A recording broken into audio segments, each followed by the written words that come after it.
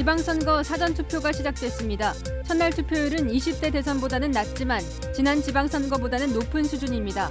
윤석열 대통령 부부와 주요 후보들도 오늘 사전투표를 했습니다. 인사검증을 법무부가 하는 것에 대해 야당이 한동훈 2인자 만들기라고 비판하자 윤석열 대통령이 직접 반박했습니다. 법무부가 1차 검증을 맡는 건 미국식이라고 강조했습니다. 박지원 민주당 공동비대위원장이 자신의 발언을 둘러싼 당내 갈등과 관련해 사과했습니다. 86그룹 용태론에 대해서도 오해가 있는 것 같다며 한 발 물러났습니다. 경찰 부실 대응 논란을 야기했던 층간소음 흉기 난동 사건의 범인에게 1심에서 징역 22년이 선고됐습니다. 피해자 가족들은 경찰관들이 사과 한 번 없었다고 성토했습니다. 용서를 할 수가 없어요. 전화 한 통이라도 하든지 좀 찾아와서 아버님 죄송하다고 했으면 사상 처음 리터당 2,000을 넘어선 경유 가격이 고공행진하고 있습니다. 산업 현장은 충격에 빠졌습니다.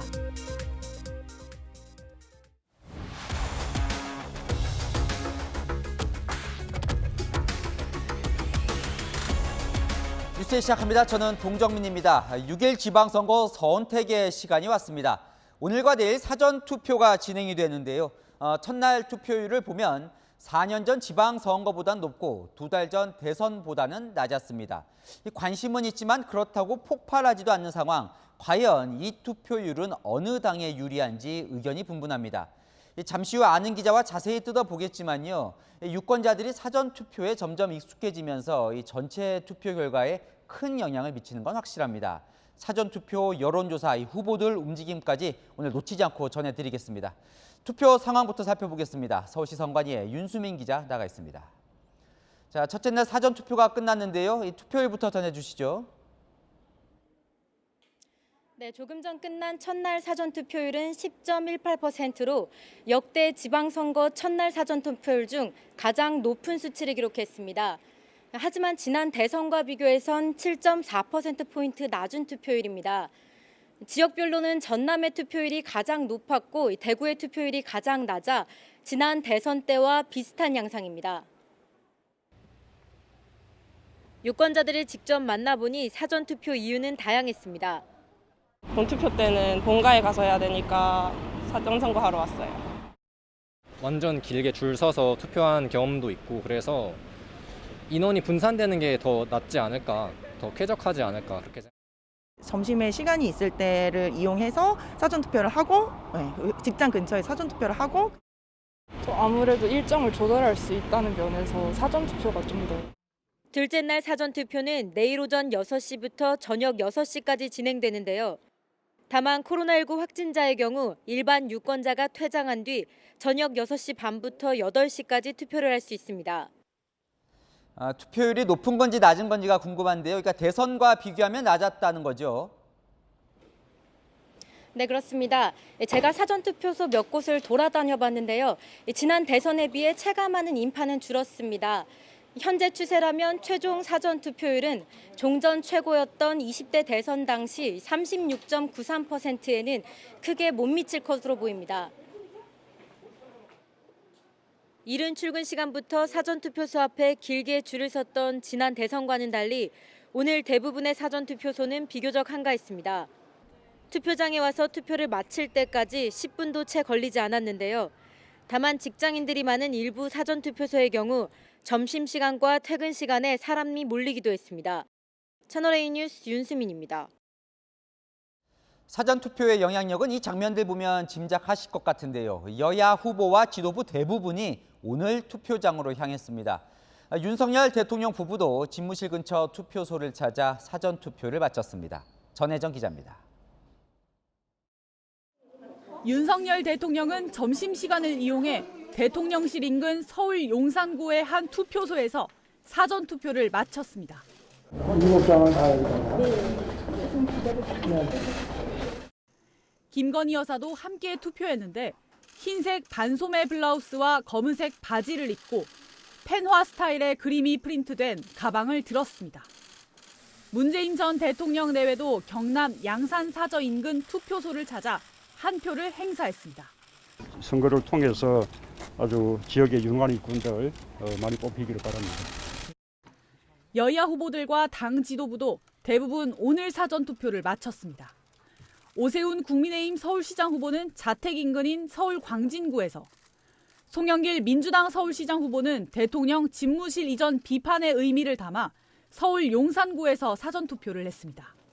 서울은 계속 뛰어야 합니다. 이 변화의 엔진이 꺼지지 않도록 사전투표에 꼭 참여하셔서 열심히 일할 수 있는 기회를 주십시오.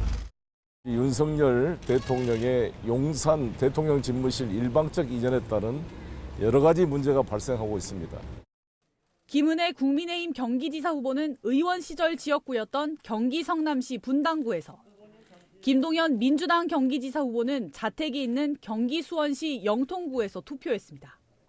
안철수 국민의힘 성남 분당갑 후보는 부인 김미경 교수와 함께, 이재명 민주당 인천 계양을 후보는 홀로 각각 지역구에서 투표를 마쳤습니다. 채널A 뉴스 전혜정입니다. 사전투표 첫날 여론조사에서 앞서는 국민의힘이나 밀리는 민주당이나 긴장하는 건 매한가지입니다. 국민의힘은 앞선다고 안심하고 안 나올까 봐, 또 민주당은 뒤진다고 포기하고 안 나올까 봐요. 지지층 한 명이라도 더 투표장으로 이끌기 위해 이 고군분투한 여야 지도부 움직임, 이다혜 김성규 기자가 이어서 보도합니다. 사전투표로 정권교체 완성! 국민의힘은 강원 원주에서 현장회의를 열고 윤석열 정부를 믿고 투표해달라고 호소했습니다. 이번 지방선거는 강원도가 발전할 수 있는 절호의 기회입니다. 강원도를 특별하게 생각하는 윤석열 대통령이 있고, 변화의 물결 그리고 국민의힘에 대한 지지세가 확산되고 있음을 느끼고 있습니다. 그러나 투표해야 이길 수 있습니다. 적극 지지층의 투표율이 승패를 가를 것으로 보고 사전 투표율 끌어올리기에 집중하는 겁니다. 경남 하동에서 유세를 시작한 이준석 대표도 시민들을 만나 투표를 독려했습니다. 열심히 지역 발전시켜서 보답하겠습니다. 모두 투표해 주십시오. 감사합니다. 경남 유세를 마친 이준석 대표가 조금 전 이곳 충북 제천에 도착해 유세를 시작했는데요. 경남에서 시작해 충북과 강원까지 오늘 하루에만 1,300km를 이동하며 총력전을 펼치고 있습니다. 꼭 2배, 3배, 100배, 3배로 갖도록 하겠습니다, 여러분. 충청북도 발전을 위해서 많은 투자를 하겠다, 이렇게 약속드립니다. 이 대표는 내일 인천 계양을에서 이재명 민주당 후보에 맞선 윤형선 국민의힘 후보와 함께 사전 투표를 할 예정입니다. 채널A 뉴스 이다혜입니다. 민주당은 최대 승부처인 수도권과 충청 공략에 나섰습니다. 노량민, 송자봉. 후보들은 여론조사 결과와 실제 표심은 다를 수 있다며 지지자들을 투표소로 데리고 오는 데 집중했습니다. 투표하면 이긴다. 여론조사가 아니라 실제 투표 많이 하는 측이 이깁니다. 여러 가지 민심은 여론조사에 표현되지 않는 게 많다고 봅니다. 투표하면 결정이 됩니다. 제 뒤로 김동연 민주당 경기지사 후보가 경기 시흥지역 시장에서 시민들에게 연설을 하고 있는데요. 투표를 하면 이길 수 있다며 지지자들의 사전투표를 독려했습니다. 여론조사 전화에 응답을 잘해달라는 요청도 했습니다. 여론조사 전화 오면 나는 노영민 지지한다, 나는 송재봉 지지한다, 이렇게 해서 한번 충청북도를 뒤집어 봅시다. 지지자들이 여론조사 결과에 낙심해 아예 투표를 포기하는 것을 막으려는 겁니다. 민주당 지도부는 오늘 저녁 이재명 총괄선대위원장이 출마한 인천에서 집중 유세를 진행하며 막판 지지층 결집을 시도했습니다. 채널A 뉴스 김성규입니다. 박지현, 윤호중 이 민주당 투톱이 충돌을 했었죠. 고개를 숙인 건 박지현 비대위원장이었습니다.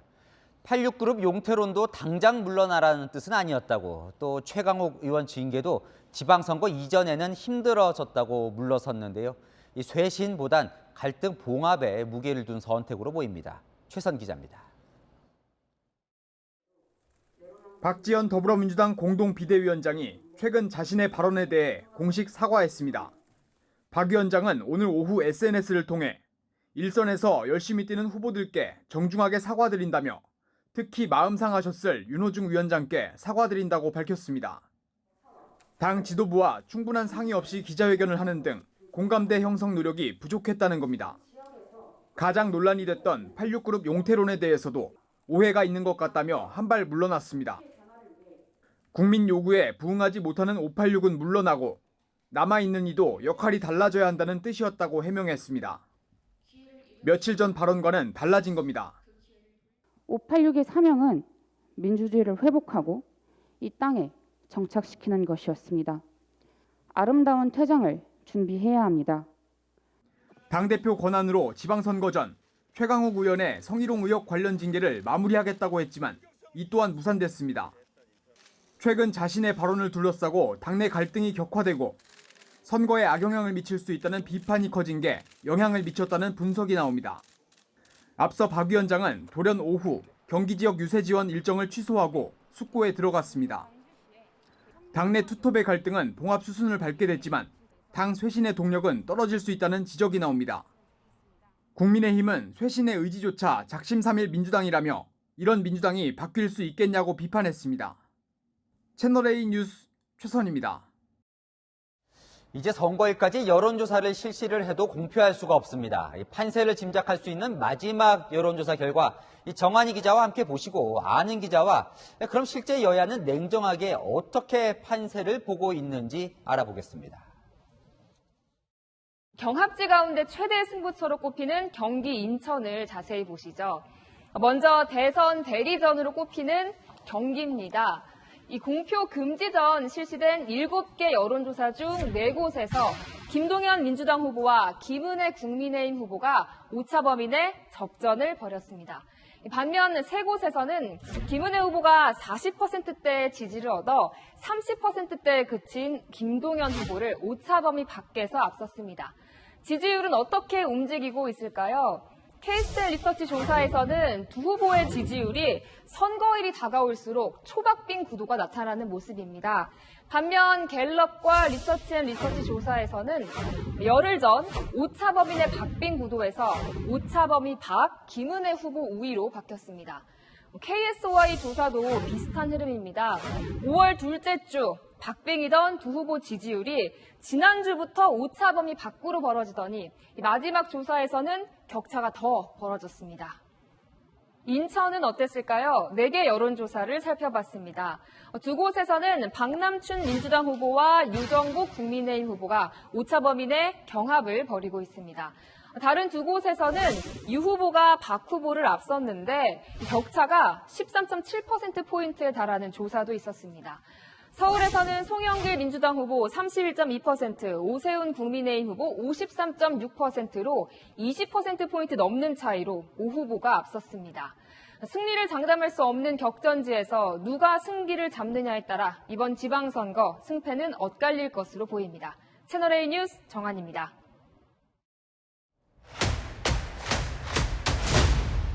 아는 기자 아자 시작합니다. 정치부 이민찬 기자 나왔습니다. 자, 여론조사를 보면 국민의힘이 꽤 일 것처럼 보이는데요. 저 여론조사가 실제 투표 결과와 일치를 할까요? 이 선거를 예측할 수 있는 데이터, 여론조사가 사실상 유일하기 때문에 유권자들도 그 추이를 보면서 표심을 결정할 텐데요. 그런데 정작 여야는 여론조사 결과를 무조건 믿을 수는 없다, 이렇게 입을 모으고 있습니다. 연일 쏟아져 나오고 있는 각 언론사들의 여론조사 결과를 볼 때마다 솔직한 심정이 가슴이 덜컥덜컥 내려앉습니다. 결국은 이 지지율이 표로 연결되는 건 아니거든요. 지금부터 이기는 비법을 말씀드리겠습니다. 지금부터 여론조사 결과를 보지 마시고 이기려면 다 같이 외쳐봅시다. 투표하자! 오세훈 후보가 한명숙 후보와 경합을 벌인 2010년 서울시장 선거 당시에도 여론조사는 꽤 차이가 났지만 결과는 0.6%포인트에 불과했습니다. 자, 하긴요, 기억해보면 지난 대선 때도 여론조사 때보다 실제 윤석열, 이재명 두 후보의 격차가 훨씬 줄어들었죠. 0.73%포인트요. 바로 2달 전입니다. 대선 전 공표된 마지막 여론조사에서 윤석열 당시 국민의힘 후보는 47.4%로 이재명 민주당 후보를 오차 범위 밖에서 앞섰습니다. 당시 국민의힘 내부 조사에선 이보다 더 격차가 클 것이다 이런 예상도 했습니다. 하지만 3월 9일 투표함이 열리자 결과는 0.76%포인트 차이에 그쳤습니다. 이 출구조사 발표 당시 국민의힘과 민주당 지도부의 상반된 반응 기억하실 겁니다. 그럼 실제로 이 투표함을 열면 지금 나온 여론조사보다는 민주당 표가 더 많이 나올 가능성이 높은 건가요? 이 실제 결과를 쉽게 단정할 수는 없겠죠. 다만 샤이 표심이란 말 기억하실 겁니다. 이 특정 후보를 지지하지만 드러내지 않다 보니까 여론조사에는 잡히지 않는 표심을 얘기하는 건데요. 민주당은 지난 대선과 마찬가지로 일명 샤이 진보 영향으로 여론조사와 실제 투표 결과는 다를 것으로 기대하고 있습니다. 또 지방선거의 경우 투표율이 대선이나 총선만큼 높지 않다 보니 조직력에 휘둘릴 수 있는 만큼 여러 관측이 나오고 있습니다. 4년 전 지방선거에서 압승을 거뒀던 민주당이 조직력에서 좀 더 유리하다는 분석이 나오는 만큼 여론조사와는 다를 수 있다 이런 얘기가 나옵니다. 그런데요, 이 대선 변수도 있지 않을까 싶은데 지금 대선 치러진 지 2달 만에 선거거든요. 영향이 좀 있겠습니까? 어떻습니까? 지난 2008년을 돌이켜보면요. 이명박 전 대통령이 취임한 게 2월입니다. 그리고 2달 뒤인 4월에 총선이 치러졌는데요. 한나라당 153석, 자유선진당 18석 등 보수 진영이 180석 이상 휩쓸었습니다. 민주당은 81석에 그쳤는데요. 결과를 단정할 수 없지만 영향이 없다고도 할 수 없을 것 같습니다. 그래서 이제 투표율이 더 관심인데 오늘 이제 사전투표 첫날이에요. 이 투표율 예상보다는 높은 겁니까? 이 첫날 사전투표율로 봤을 때 지난 지방선거보다는 높지만 대선보다는 낮습니다. 2014년 도입 이후 사전투표제도가 정착하면서 분산투표 경향을 띠고 있는 건데요. 그래서 사전투표율이 높은 게 꼭 전체 투표율이 높아질 것을 의미하진 않는 것으로 보입니다. 이번에는 지방선거와 함께 7곳의 보궐선거도 같이 치러지고 있죠. 보궐선거 지역 사전투표 1일차 잠정 투표율은 10.62%로 집계됐습니다. 가장 관심이 높은 이재명 후보가 출마한 인천 계양을 11.98%, 안철수 후보가 출마한 성남 분당갑은 10.16%인데요. 인천 계양을은 보궐선거 7곳 평균보다 높은 사전투표율을 기록했습니다. 자, 시청자분께서 이런 질문 주시는데요. 사전투표율이 높으면 그동안 민주당에 유리했던 것 아니냐? 이건 어떻게 봐야 합니까? 과거에는요. 사전투표율이 높으면 진보 진영에 유리하다 이런 예측이 있었습니다. 네. 하지만 지난 대선에서 역대 최고 사전투표율에도 보수 진영 윤석열 후보가 당선되면서 그런 통념이 깨졌죠. 또 사전투표는 2030 세대가 많이 하는 것으로 간주됐는데 2020년 총선 사전투표율을 연령별로 보면 60대와 70대가 가장 높은 비율을 기록했습니다. 사전투표율이 높다는 것만으로 어떤 진영에 유리하다고 보기에도 한계가 있다는 겁니다. 참 예측이 쉽진 않지만 여론조사 이런 사전투표 다 종합해 보면 각 당은 그래서 지금 판세를 어떻게 보고 있는 겁니까? 국민의힘은 큰 실수만 하지 않는다면 가장 치열한 경기 등에서도 승리할 수 있다고 보고 있습니다. 민주당의 경우 인천과 대전, 세종 모두 현역 단체장이 출마한 만큼 조직력을 믿고 있습니다. 네, 그래요. 결과 궁금하네요. 네, 아는 기자 이민찬 기자와 살펴봤습니다.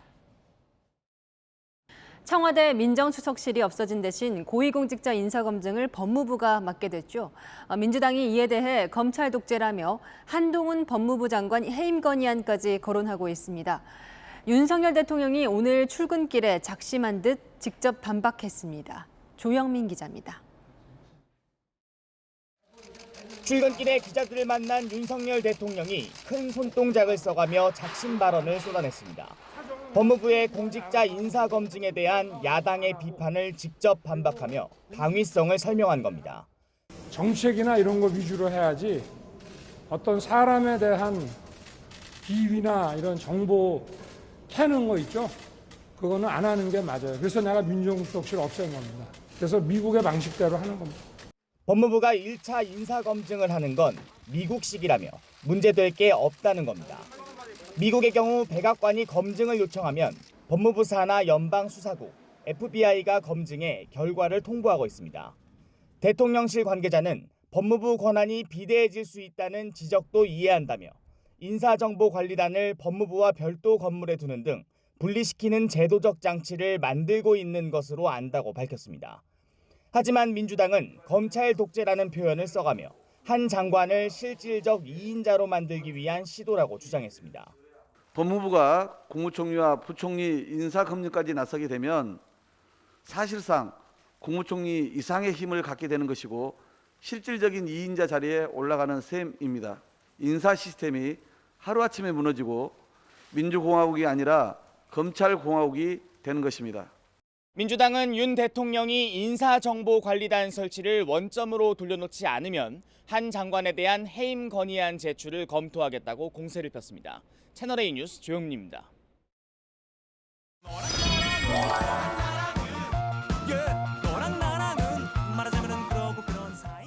야랑야랑 정치부 김민지 기자와 함께합니다. 첫 번째 주제 보겠습니다.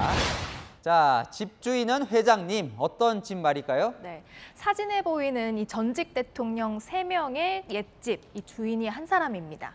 홍성열 마리오 아울렛 회장이 다 산 것으로 확인됐습니다. 홍성열 회장은요, 1980년대 의류 사업을 시작한 뒤에 2001년 옛 구로공단에 패션 전문 아울렛을 열어서 성공한 사업가로 꼽히는데요. 네, 그러니까 홍 회장이 이명박 박근혜 전 대통령 이제 사저를 산 건 알려졌었는데 문재인 전 대통령이 양산 사저까지 샀군요. 네, 문 전 대통령 옛 사저 소유권이 이전되면서 뒤늦게 알려진 겁니다. 지난 2월 문 전 대통령이 홍 회장 측과 직거래 방식으로 매각했다고 하는데요. 문 전 대통령은 2009년 8억 7천만 원에 산 집을 그 3배인 26억 1,662만 원에 팔아서 17억 4천만 원이 넘는 차익을 남겼습니다. 이 돈으로 지금의 평산 사저 건축비를 충당한 것으로 전해집니다. 그 전에요. 그러니까 이명박 박근혜 전 대통령 사저는 얼마에 샀었죠? 네, 홍 회장은요. 2017년 박근혜 전 대통령의 서울 삼성동 사저를 67억 원 넘게, 그리고 지난해 이명박 전 대통령의 서울 논현동 사저는 이 전 대통령의 지분만 100억 넘는 돈을 들여서 샀습니다. 왜 전직 대통령 집을 그렇게 많은 돈을 주고 사는 걸까? 이 보면요, 정권 성향도 가리는 것 같지는 않거든요. 네, 홍 회장에게 직접 연락을 시도했지만 드릴 말씀이 없다라는 답변만 돌아왔는데요. 한 부동산 전문가는 흥미로운 분석을 내놨습니다. 전직 대통령들이 거주를 했다는 그 상징성 때문에 어떤 미술품 수집하는 마음으로 매수를 했지 않나. 대통령들이 집을 구입할 때는 우리나라의 최고의 풍수가들을 항상 대동하고 보기 때문에 아마 풍수도 최고의 자리가 아니겠나 생각하고 검증된 집이다. 뭐 그런 부분이죠. 홍 회장은 박근혜 전 대통령 사저 구입 당시에 저희 채널A와의 통화에서 순수하게 투자 가치를 보고 구입했다면서 지인이 좋은 물건이 있다고 추천해서 직접 가보지 않고 인터넷으로 땅만 확인하고 샀다고 밝힌 바가 있습니다. 전직 대통령의 사저들이 어떻게 이용될지 관심이 모아지고 있습니다. 네, 다음 주제 넘어가 보겠습니다. 한덕수 총리와 권성동 원내대표 사이에 윤석열 대통령이 있는데 뭐가 슬그머니일까요? 네, 국무조정실장 인사를 두고 기류가 좀 슬그머니 바뀌고 있는데요. 한덕수 국무총리가 국무조정실장에 윤종원 IBK 기업은행장을 내정한 것으로 알려지자 권성동 원내대표는 거세게 반대해왔죠. 당의 의원들, 제가 여쭤본 의원들 100%가 지금 반대를 하고 있습니다. 이게 당이 반대하는 인사를 왜 계속해서 기용하려고 하는 건지, 왜 고집을 피우시는 건지 당의 입장을 충분히 대통령과 국무총리께 전달했기 때문에 두 분이 수기 끝에 현명한 결정을 하리라 이렇게 믿고 있습니다. 자, 여당이 국무총리 인사에 반대하는 아주 이례적인 일이 이 정권 초에 벌어지고 있는 건데요. 왜 이렇게 반대를 하는 거예요? 사실 이 윤종원 행장이요, 지난 정부에서 경제수석을 지낸 전력, 그걸 문제 삼고 있는 겁니다. 이 소득주도 성장이나 탈원전 같은 문재인 정부의 망가진 경제정책의 주역이라는 거죠. 물론 그렇다고 해도 이 정권 초 인사를 둘러싼 이 당정 충돌은 대통령에게도 이제 큰 부담이 될 것 같은데, 권성동 원내대표가 이렇게 연일 공개적으로 반대를 하는 그 배경이 더 궁금해집니다. 그렇기 때문에 일각에서는요, 권성동 원내대표의 반대에는 윤석열 대통령의 의중이 반영된 것이 아니냐는 분석도 나옵니다. 민주당은 윤 대통령이 말했던 그 책임 총리제가 시작부터 윤핵관에 의해 무너지는 형국이라고 비판했습니다. 인준에 달랄 때는 언제고 벌써부터 허수아비 총리로 길 들이려나 봅니다. 자, 아직 대통령은 입장을 밝히지 않고 있는데요. 한덕수 총리는 뭐라고 합니까?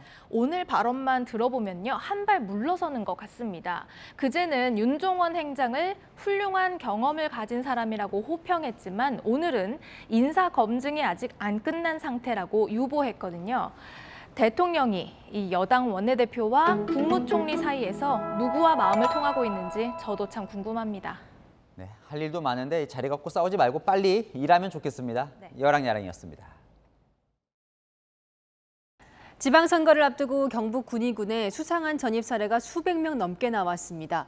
폐가나 폐공장에 전입한 사례들입니다. 배유미 기자입니다. 대문은 굳게 닫혀 있고 인적은 찾을 수가 없습니다. 그런데 선거인 명부를 확인해 보니 이 집에 8명이 살고 있다고 돼 있습니다. 네, 여기 사람이 살고 있을까요? 지금 빈집을 알고 있습니다. 정확한 건 모르겠는데 한 2~3년 됐을 거예요. 우편함엔 찾아가지 않은 선거 공보물이 쌓여 있습니다. 5명이 새로 전입 신고를 했지만 오래전 문을 닫은 공장입니다. 한 행정복지센터엔 무려 20명이 무더기 전입 신고를 했습니다. 8개 읍면동 사무소 주소지에 전입 신고한 사람은 51명. 이 중엔 공무원들도 있습니다.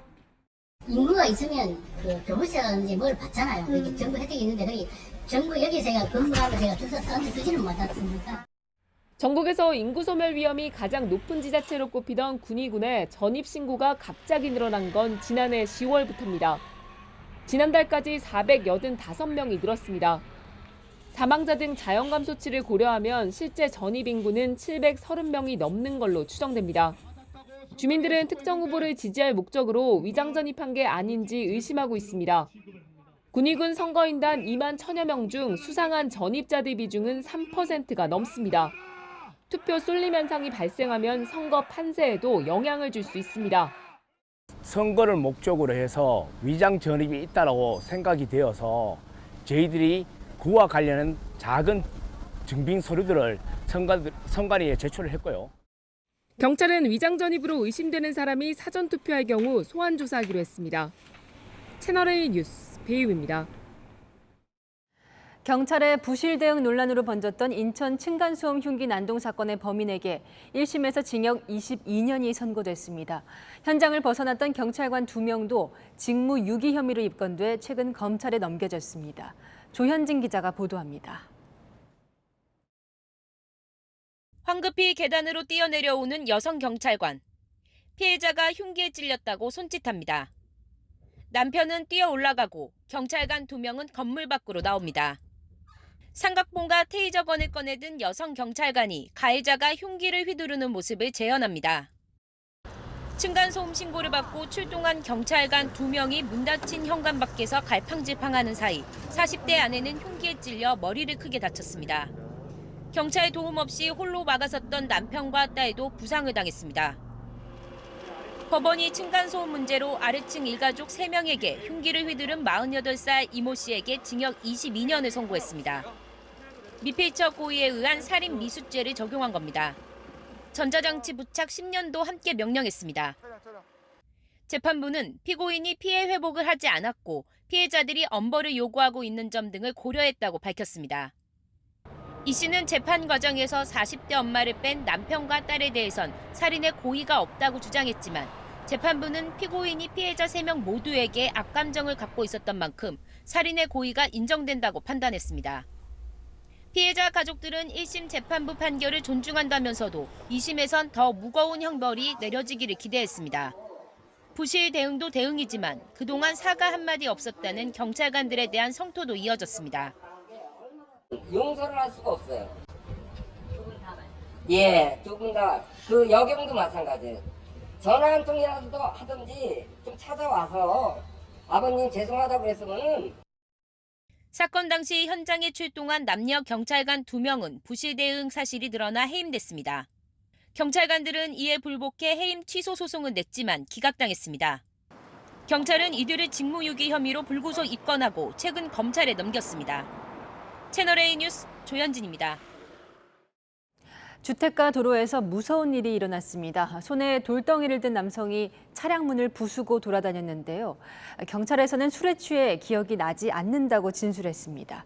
백승현 기자가 취재했습니다. 주택가의 좁은 이면도로 차량이 후진등을 켜고 슬금슬금 뒷걸음칩니다. 잠시 뒤 이 차를 향해 흰옷을 입은 중년 남성이 다가갑니다. 다짜고짜 운전석 창문을 내리치는데 자세히 보니 손에 돌덩이가 들려 있습니다. 깜짝 놀란 피해 차량이 이 남성을 피해 달아납니다. 그러자 뒤에 서 있는 차량을 향해 가까이 오라는 듯 손가락질을 합니다. 처음에 전화해 주신 분이 차 작살 난다고 빨리 나오시라고 그래서 뭐 백밀러 하나는 박살 났고요. 완전히 산산조각 났고. 휴일 낮 남성의 난동에 놀라 주민들은 달아나고 주차 중인 차량을 다른 곳으로 옮기느라 일대에 소동이 빚어졌습니다. 50대 남성이 술에 취해 돌로 차량을 부수는 난동을 피운 건 지난 22일 낮. 유리창이 파손된 차량만 4대나 됩니다. 저도 겁먹은 게 저한테 또 해코지 할까 봐 괜히 사람을 칠까 봐 돌을 가지고 다니니까 너무 위협적이어가지고. 보다 못한 시민이 남성을 제지하며 돌을 빼앗았지만 이후에도 남성은 도로를 돌아다니며 지나는 차에도 시비를 걸었습니다. 그때는 돌이 없이 그냥 소리만 지르고 막 다니고 막 그랬지. 경찰서 올 때까지 그냥 막. 남성은 경찰 조사에서 자신의 행동은 인정한다면서도 술에 취해 기억이 안 난다고 진술한 걸로 알려졌습니다. 경찰은 남성에게 특수 재물손괴와 특수협박 혐의를 적용해 구속영장을 신청했습니다. 채널A 뉴스 백승현입니다. 동네 마트에서 물건을 훔치다 들킨 9살 아이, 양팔이 멍투성이었는데요. 주인이 지나치지 않고 아동학대로 신고했습니다. 김태형 기자입니다. 가방을 든 남자아이가 마트 안으로 들어오고 직원이 아이를 계산대 옆에 세웁니다. 9살 아이가 이 가게에서 음료수와 장난감 2만 원어치를 들고 나가려다 들킨 겁니다.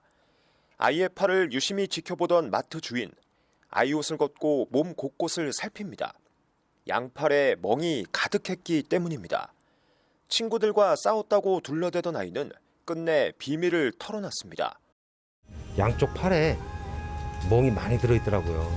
그래서 이건 좀 이상하다 감을 느끼고 아이한테 이제 물어봤더니 이제 나중에는 이제 엄마한테 맞았다고. 절도 사실을 듣고 엄마가 찾아오자 마트 주인은 기지를 발휘했습니다. 절도는 나쁜 일이니 경찰을 불러 아이를 훈계하겠다고 한 겁니다.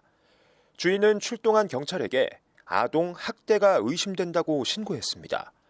경찰 조사에서 아이와 엄마 모두 폭행 사실을 인정했고 경찰은 엄마를 아동복지법 위반 혐의로 입건했습니다. 현장에서 아이 몸에 멍 자국을 확인했고요. 보호할 수 있는 친인척이 확인돼서 친인척 보호로 일시 보호 중에 있습니다.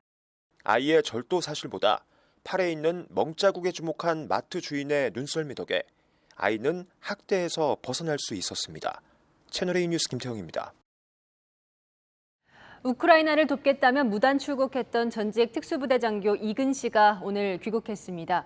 당초 우리와 직접 관련이 없는 외국을 상대로 사적 전투를 벌인 사전죄 처벌이 가능하다는 지적이 있었는데요. 실제로 적용이 가능할지 김승희 기자가 알아봤습니다. 인천공항 입국장으로 나오는 이근 전 대위. 지난 3월 우크라이나로 무단 출국해 국제여단 의용군으로 싸우다 81일 만에 귀국했습니다. 다쳐서 회복하기 위해서 또 치료받기 위해서 여기로 나왔습니다. 저는 마음은 돌아가고 싶습니다. 앞서 외교부는 이 씨가 여행금지국인 우크라이나로 출국한 걸 확인한 뒤 여권법 위반 혐의로 경찰에 고발했습니다. 경찰은 법무부에 이 씨에 대한 출국 금지를 신청하고 입국 후 격리가 끝나면 불법 출국 혐의를 조사할 계획입니다. 여권법 위반은 1년 이하 징역이나 1,000만 원 이하의 벌금형을 받게 됩니다.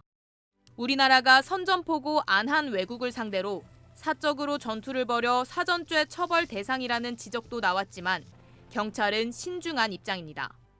사전죄를 처벌하는 형법은 6.25 전쟁 휴전 직후인 1953년 만들었는데 지금까지 이 법으로 처벌한 전례가 없는 겁니다. 앞서 이 씨처럼 우크라이나에 불법 입국했다 귀국한 우리 국민 5명도 여권법 위반 혐의로 검찰에 넘겨졌습니다. 채널A 뉴스 김승희입니다. 요즘 주유소 지날 때마다 이 낯선 가격에 눈을 의심하게 됩니다. 국내 경유 가격이 리터당 평균 2,000원이 넘는 초유의 상황인데요. 이 산업 현장은 그야말로 쇼크 수준입니다. 안건우 기자입니다. 오늘자 전국 평균 경유 가격입니다. 지난달 24일 사상 처음으로 리터당 2,000원 천장을 뚫었고 이제 비싼 곳은 2,800원대도 보입니다. 직격탄을 맞은 건 화물트럭 기사. 정부가 이달부터 유류세 인하폭을 법정 최대 한도인 30%까지 키웠지만 밑빠진 독에 물 붓기입니다. 제가 운행하는 거리가 한 300리터 정도 들어가는데 올로 환산 한다고 하면 한 250에서 300만 원 정도. 뭐 따블이라고 보시면 되죠. 너무 비싸니까 기름값이 좀 커지지 또 자동차의 다른 소모, 수리비 하고 그러는 게 자꾸 따라 올리니까 감당을 못해요. 트럭뿐 아니라 승용차, 농기계, 굴착기도 경유로 움직입니다. 공장이나 마트, 농지, 건설 현장까지 고스란히 경유 쇼크에 노출됐고 물가 인상 도미노도 피할 수 없습니다. 앞으로 경제 전체가 곳곳에서 삐걱댈 수 있습니다. 문제는 기름값 떨어질 기미가 안 보인다는 겁니다. 우리가 주로 수입하는 두바이유의 경우 5월 들어 꺾이는가 싶더니 다시 반등해 배럴당 109달러까지 치솟았습니다. 산유국들의 증산 계획은 없고 중국도 코로나 봉쇄 해제를 준비하면서 기름값이 뛰고 있는 겁니다. 지정학적 문제들이 당분간은 안 끝날 여지들이 많잖아요. 러시아, 우크라이나 문제도 있고 최소한 뭐 1, 2년 동안은 직접적으로 운전자들에게 돌아갈 수 있는 방법을 강구하는 방향이 낫죠. 정부는 다음 주 월요일 특단의 민생 대책을 내놓는데 임시 방편이 아닌 긴 호흡의 대책이 필요하다는 지적입니다. 채널A 뉴스 안건우입니다. 전 세계적으로 사료값이 올라서 이 돼지고기 가격이 많이 올랐는데요.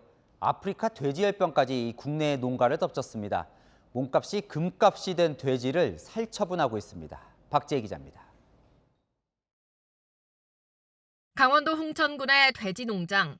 죽은 돼지 사체에서 아프리카 돼지열병 숙주가 발견됐습니다. 올 들어 첫 확진입니다. 지난해 크게 홍역을 치렀던 돼지 농가엔 또다시 비상이 걸렸습니다. 바이러스잖아요. 쉽지가 않죠. 무조건 가둔다고만 해결될 문제는 아니거든. 정부가 얘기를 안 해도 더 우리가 조심을 해요. 그런데도 불구하고 걸렸다라는 부분은 석연치 않아요. 정부는 농장에서 사육하던 돼지 1,175마리 전부 살처분했습니다. 경기와 강원 농장에는 내일까지 이동 중지 명령을 내렸습니다. 하지만 이미 충북과 경북까지 뚫린 상황. 아프리카 돼지열병이 경기도 강원도를 넘어서 지금 충북, 경북까지 확산된 상황이기 때문에 추가 발생도 좀 우려가 되는 상황입니다. 전국적인 대량 살처분 사태가 벌어지면 돼지고기 가격은 곱비 풀린 망아지 마냥 치솟을 것으로 보입니다. 현재 삼겹살 가격은 100g당 2,915원으로 1년 전보다 20% 더 비쌉니다. 사료값 급등에 수입육 가격까지 올랐기 때문인데 여기다 공급 부족까지 더해지면 진짜 금겹살이 될 수밖에 없습니다. 정부는 당장 수급에 영향은 없다고 밝혔지만 가격 상승에 대비해 특별 사료 구매 자금 지원 확대 등 대책 마련에 나섰습니다. 채널A 뉴스 박지혜입니다. 수포성 발진이 나타나는 원숭이 두창이 20개국으로 확산됐습니다. 코로나만큼 번질 가능성은 크지 않지만 전 세계가 백신 확보에 비상입니다. 서상희 기자가 덴마크의 전용 백신 업체에 백신 물량이 충분한지 직접 확인해봤습니다. 캘리포니아 등 미국 7개 주에서 9건의 원숭이 두창 감염 사례가 나왔습니다. 아프리카 풍토병이던 원숭이 두창은 지난 7일 영국을 시작으로 유럽과 북미, 중동, 호주 등 20여 개국으로 퍼졌습니다. 세계 여러 국가들은 백신 확보에 비상이 걸렸습니다. 우리 정부도 유일한 원숭이 두창 전용 백신 진네오스 도입을 검토 중입니다. 덴마크 제약사 바바리안 노르딕에 물량이 충분한지 물었습니다. 회사 관계자는 채널A에 백신 물량이 있고 연간 3천만 회분을 생산할 수 있다며 아시아에서도 많은 구매 요청을 받고 있다고 밝혔습니다. 국내에도 두창 백신 3,500만 명분을 비축 중인데 뇌염, 심근염 등 심각한 부작용 우려가 있는 1, 2세대 백신입니다. 3세대 백신은 중증 이상 반응이 적고 감염이 의심될 때 접종하면 증상 발현을 억제할 수 있습니다. 접촉 후 4일 이내에 접종을 받으면은 감염 예방 효과가 있어요. 의료진이라든지 혹은 접촉한 이후에 치료 백신으로 사용할 수 있다는 거죠. 아프리카를 제외한 전 세계 원숭이 두창 환자는 200여 명. 팬데믹으로 번질 가능성은 크지 않지만 심각한 코로나 사태를 겪은 선진국들은 백신 사재기에 나설 분위기입니다. 채널A 뉴스 서상입니다. 텍사스에서 일어난 초등학교 총기 난사 참사로 미국 사회가 비탄과 분노에 빠졌습니다. 현장에 급파된 CNN 간판 앵커도 울었습니다. 박수유 기자입니다. 딸의 사진을 꼭 껴안은 채 총기 난사 현장에 급파된 CNN 간판 앵커와 인터뷰를 하는 아버지. 눈물이 그치지 않습니다. Oh, my baby, how do you shoot my baby? 앵커도 안경을 벗고 눈물을 훔칩니다. Is there anything else you want people to know about Emery? I just want people to know that she just died trying to save her classmates. She just wanted to save everyone. 경찰에 신고하려고 딸이 들었던 휴대전화가 2주 전 아빠의 생일 선물이었기에 마음이 더 찢어집니다. 하늘나라에서 천사와 날고 있던 딸을 찾았다며 아빠가 SNS에 올린 글은 미국 사회를 또 울렸습니다. 어린이의 꿈은 펼쳐보지도 못한 채 물거품이 됐고 She wanted to go to Australia. She wanted to go to law school. 이틀 앞뒀던 방학 계획도 주인을 잃었습니다.